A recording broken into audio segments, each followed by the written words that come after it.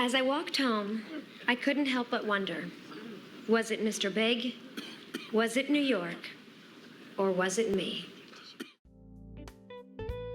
Since its creation, Sex and the City has been an acclaimed and groundbreaking show that continues to resonate with audiences to this day, offering insights into various aspects of life. The series masterfully crafted a diverse range of characters, each representing different facets of womanhood, making it relatable to women from all walks of life. Over the years, these characters have resonated deeply with viewers for a variety of reasons. The show explored themes that range from romantic relationships and the pursuit of love to the empowerment of independence and even to the more overly lustful and exploratory side of life.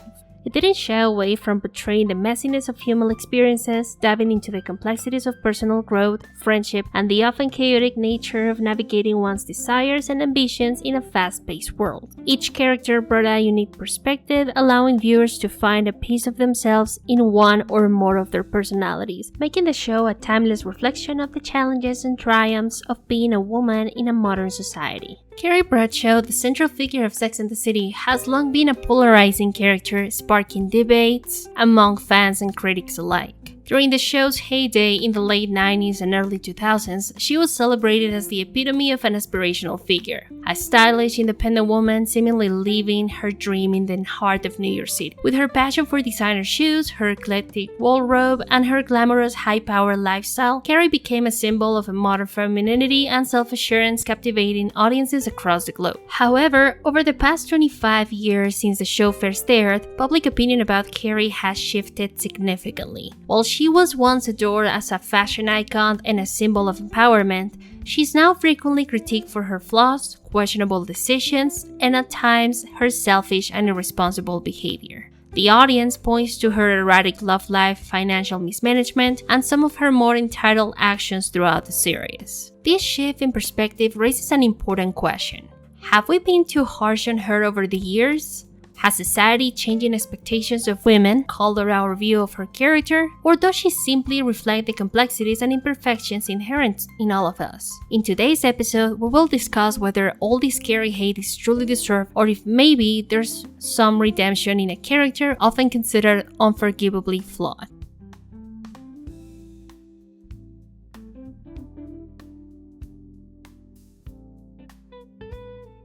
Sex and the City began as a column created by Candace Bushnell in the New York Observer in 1994, chronicling her and her friends' experiences in the New York dating scene. The column introduced the central character, Carrie Bradshaw, a columnist for the New York Star.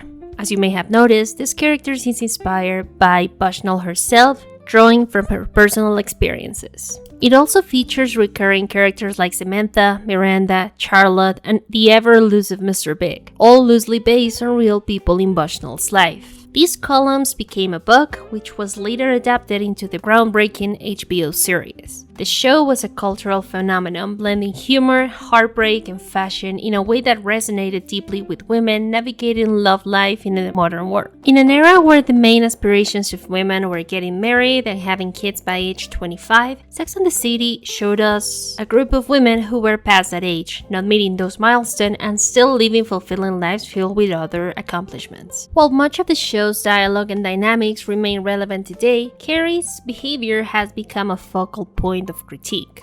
Her relationships, career choices, and friendships are frequently analyzed, often leaving her cast as the villain of her own story. Criticism of Carrie often focuses on her tendency to prioritize men, particularly Mr. Big, over her friends and even herself. There are a handful of examples where Carrie has shown a lack of regard for herself and, by extension, for the people who love her. She ditched Miranda in a bar where she met Steve to spend time with Big, dragged Samantha to the countryside while she was spending time with Aidan, made the paper covers rock comment when Charlotte got engaged and she broke up with Berger. Though, to be fair, I will say this is more of a playful, Carrie-like pun, but it still comes across as insensitive towards Charlotte. And let's not forget the infamous bagel incident. You know what? This is Yeah, that's what I think. No, you! You are You and your cheer me up bagels. They're just a decoy so you could talk about Aidan. Look, you didn't even bring cream cheese. These incidents make Carrie seem like an inconsiderate, selfish friend who doesn't listen unless it's related to her own issues. Her friends, all of whom have done things for her to show love, respect, and appreciation, often find her lack of reciprocation could be interpreted as her not caring enough for them, even though she does and considers them family. This could be seen as Carrie's evident need to create drama around her by sabotaging her own relationships. This is evident not only when she declares that she obsesses over her relationships with men, but also when she overthinks her friendship with Miranda after a huge fight over Big, by the way. Her destabilizing actions led her to even sacrifice her more stable relationships, her friends and Aidan for example, in favor of those who made her work harder for love than she normally should. And here's what Mr. Big comes into the picture. Mr. Big, a man notorious for his inability, or most likely his unwillingness to commit to her, became an obsession for Carrie. She was smitten not only with Big's looks, charisma, and class, but also with his life, success, and societal perception. She placed him on a pedestal from the very beginning, causing her to act in an unnatural way to prove she was deserving of him. This led Carrie to repeatedly attempt to make him commit, both as a means of solidifying the relationship and as a way to prove her own worth. However, Big wasn't ready to give the commitment she sought. Big is the classic example of a suave, handsome man who's well-liked for his charisma and well-respected for his success, wealth, and connections. He's the kind of man who, in the eyes of others, seems to have it all, but is still aware of the image he must maintain, which is why he had 2 unsuccessful marriages with women who seemed to meet the ideal for Mrs. Preston, which is Big's last name, by the way. Whatever you were doing, please stop. You're embarrassing me. These women were upper-class, successful in their own fields, regal with a classic style, and from good families. Notably, they were all brunettes with straight hair. These were the types of women Big saw as an ideal fitting both for his own standards and the expectations of his societal circle. Carrie, on the other hand, is none of those things. She's working class, has an eclectic and controversial style, a successful but polarizing career, and on a more obvious note, she's blonde with curly, messy hair. She's a stark contrast to the expectations Big has within his societal circle. Carrie and Big have an undeniable chemistry, playful banter, and an irresistible attraction to each other. Their connection is palpable, and aside from the dramatic moments, which are plentiful throughout the show, they make a fun couple to watch. When Carrie is not trying too hard to tie Big down and Big isn't pushing her away, they seem well suited to each other on the surface. However, once you look deeper into their relationship, it becomes clear how mismatched they truly are. Carrie desperately wants to commit to him for the wrong reasons, while Big has no desire to commit to her at all. They both have vastly different perceptions of each other. For Carrie, Big represents the epitome of manhood. For Big, Carrie's just another fun girl to pass the time with. She's the Marilyn to his usual Jackies. He may have liked her, but didn't truly respect her. It's quite counterproductive to see them end up together, especially when it's clear throughout the show, and even more so in the movies, that Big doesn't genuinely appreciate Carrie, and his rejection only makes her want him more. Big is her weakness and a feeling that she's never had before, and that, added to the myths she has created around him fed by his social position, only makes him more of a trophy in her eyes. Done the merry-go-round. I've been through the revolving door. I feel like I met somebody I can stand still with for a minute, and... Don't you want to stand still with me?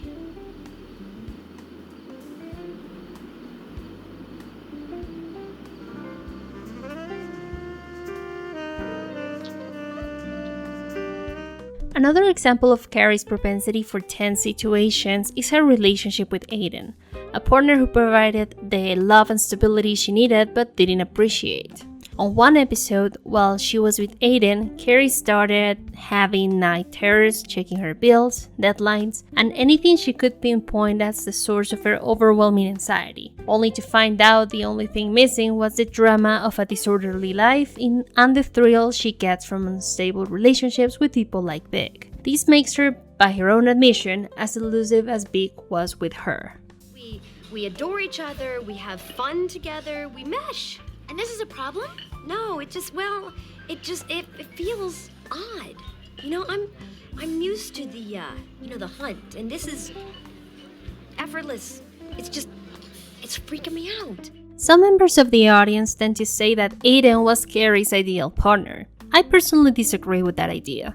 Aidan is a more traditional partner. You can picture him as the guy who wants the traditional life. A wife, 2 kids, a dog, the white picket fence, and a country house. Some of which he already had. He seemed like the type of man who would eventually move to the suburbs, the countryside, or a quieter area with all his family. Carrie's ideal life couldn't be farther from those expectations. She's as cosmopolitan as her favorite drink. She likes to skip and strut in New York streets, go to the hottest places every Saturday, and have brunch with her friends every Sunday. She lives for her column and her growing career, which I doubt she would put on hold to raise a family. Aidan was an amazing partner, but not for Carrie. As much as he loved and cared for her, he wasn't a suitable partner for her in terms of lifestyle and expectations. He was good to her and wanted to make her life better, fixing her apartment, buying her a laptop when hers broke, and even taking care of her friends. Let's not forget when he rescued Miranda. He not only cared for her, but made sure that other areas of her life were well taken care of. He did a better job at building a stable life for Carrie than Carrie herself. And that's a problem. Aidan was devoted to putting some order into Carrie's life, and that's something she didn't want to happen. Whether it was because she felt undeserving of it or was straight up thriving in chaos, Carrie didn't want to let him in fully because she was accustomed to the life she has lived so far. Her cracked walls, the old computer, and smoke in her eyes were what made her get the life she's so fond of right now. Her column, her friends, her connections, and her lifestyle as a whole. She wanted to keep it that way, even when the possibility of a new life was just around the corner. When you know how to move in a chaotic world, peace will be seen as a nightmare. Aidan, who is down to earth, offers stability and love, yet Carrie found this unsettling as she was more accustomed to chaos. Aidan's grounded nature clashed with her free-spirited lifestyle, highlighting how incompatible they are, not in their love for each other, but in their fundamentally different approaches to life. After they got back together for a second time, Carrie was still attached to Mr. Big, which shows that after everything Aidan went through, she didn't have much consideration for him. This reinforces the idea that Carrie was to Aidan what Big was to Carrie. Having these approaches to relationships may lead one to agree with Carrie Bradshaw's detractors around the world, causing them to ask many questions about her way of living. Why can't she maintain a healthy relationship? Why is she so open to receive Mr. Big whenever he wants to come back? Why is she so inconsiderate to Aidan? Why is she so judgmental of Samantha? Why is she so careless with Miranda? Why is she so demeaning of Charlotte? And why is she so dismissive of Stanford? Carrie's flaws are undeniable. She's messy, emotionally inconsistent, selfish, prone to obsession and self-sabotage. But perhaps these traits are why she resonated so deeply with viewers for so long. Carrie is a reflection of the chaotic, imperfect way many of us navigate relationships, and life in general.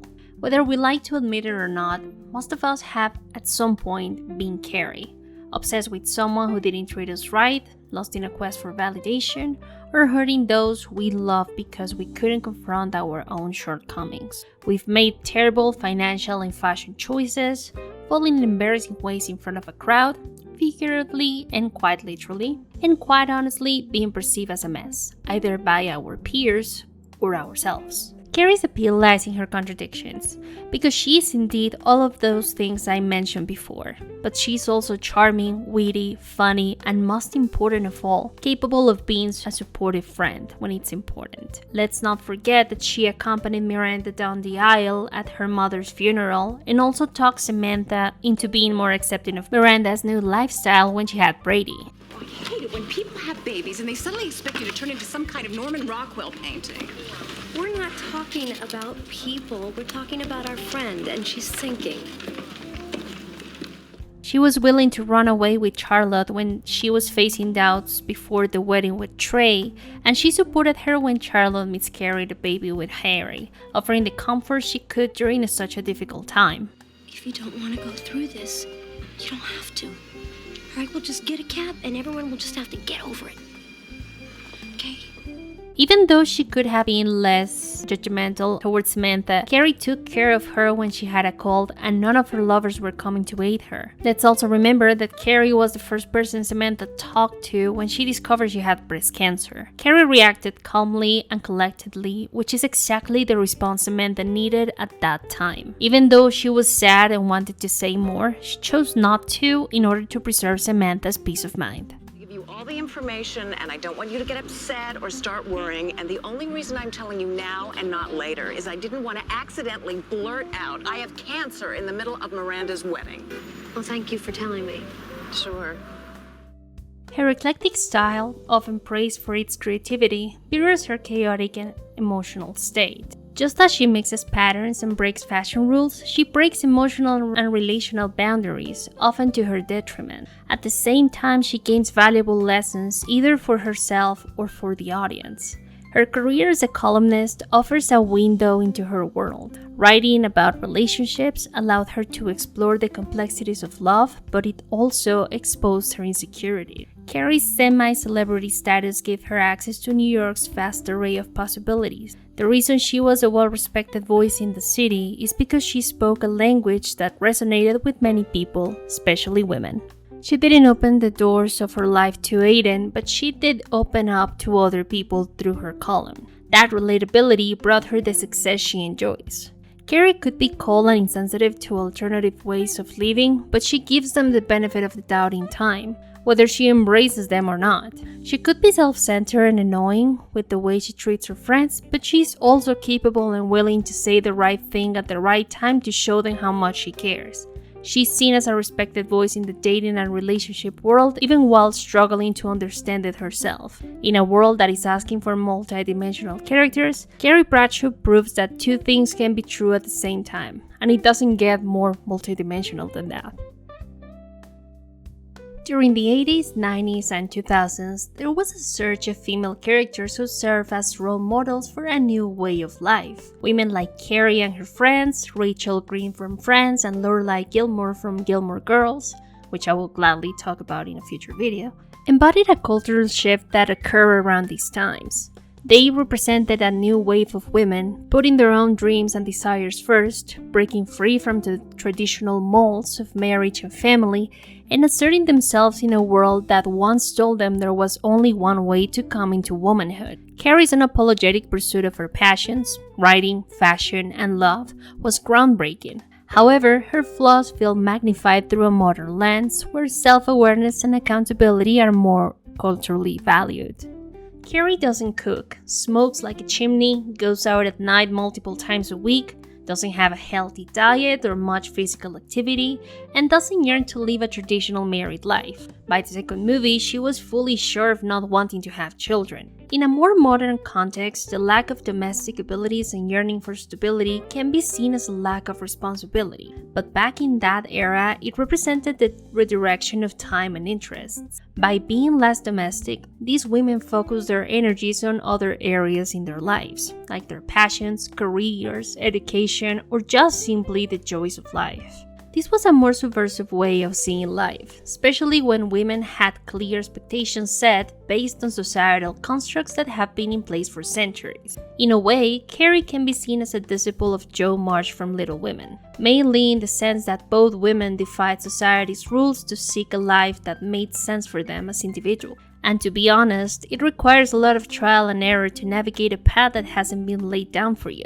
It takes immense courage to explore new possibilities and believe in your own path, all while seeing your peers head towards the most populated road. Despite all the criticism Carrie receives, she undeniably has valuable qualities. She made a name for herself in the city by being creative and found a way to turn her obsessive neurosis into an outlet that made her a respected voice in her community, one that others turn to in times of conflict, including her friends. This might be a controversial take, but in my opinion, Carrie can be reassuring, supportive, and kind when needed, even though she can be selfish and thoughtless at times. The mistakes she makes don't erase the good things she does for her friends. When something happens, they usually run to tell Carrie because out of all the friend group, she's the one that can offer the most balanced approach. She combines the best qualities of her friends, Miranda's pragmatism, Charlotte's hopefulness, and Samantha's adventurous nature, and not her own spark of wit and humor to make people laugh even in the most distressing moments. One of the great things about Sex and the City is that it created characters who don't offer us a rigid view of how the world works. Their worldviews are tested against their initial mindsets. For example, Miranda started as a cynic but became more hopeful. Charlotte began as traditional but became more flexible. Samantha became more comfortable receiving love and intimacy after initially avoiding it. And Carrie, aside from everything I've already mentioned, it's more of a reflection of the part of ourselves we see in her. I wouldn't be surprised if those most critical of her share one or two Carrie experiences they are ashamed of, especially when it comes to favoring their own Mr. Big over other more stable forms of love that were right in front of them. This same exploratory mindset extends to some of Carrie's most controversial views. Despite her harsh judgment when expressing certain opinions, in most cases, she is as experimental as her fashion style. Most of the things she's unsure about are things she ends up trying either for her own growth or out of mere curiosity. She could have easily stuck with her initial opinions and never challenged them, but that would go against her very nature. Carrie Bradshaw may not be perfect, but that's precisely why she remains relevant. Her messy relationships, career missteps, and emotional contradiction mirrors the complexities of real life. She may hurt others and herself in the pursuit of love and validation, but she also embodies the struggles of finding oneself in the life we're meant to live in a fast-paced, demanding world. While it's easy to critique her, it's just as important to recognize the way she reflects the imperfect, often chaotic journey of being human. Perhaps, instead of judging Carrie too harshly, we should acknowledge her for what she is. A flawed but fascinating character who holds up a mirror to our own lives. In her messiness, we find both cautionary tales and moments of deep relatability, making her one of television's most enduring characters. She represents the duality we all have within ourselves, where we're capable of greatness but also capable of hitting unimaginable lows. Having a Carrie as a role model can make us feel more accompanied and even proud of what we have gone through, who we have become because of it, and what we have conquered in the face of adversity. Let me know what you think in the comments, and once again, thank you for watching. Don't forget to subscribe, like, and comment on this video. Bye bye!